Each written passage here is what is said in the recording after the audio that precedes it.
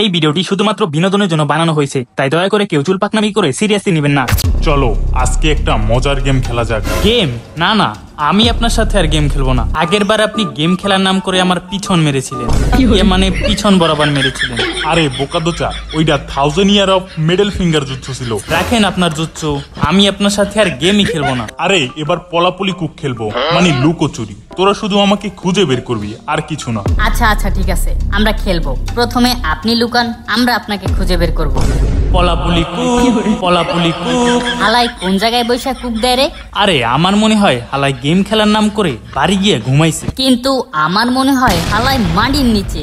Kakashi সেন্সে, হ্যাঁ আপনি এখানে কি করতেছেন? আসলে আমি এখানে মাছ ধরতেছিলাম। হ্যাঁ মাছ ধরতেছিলাম।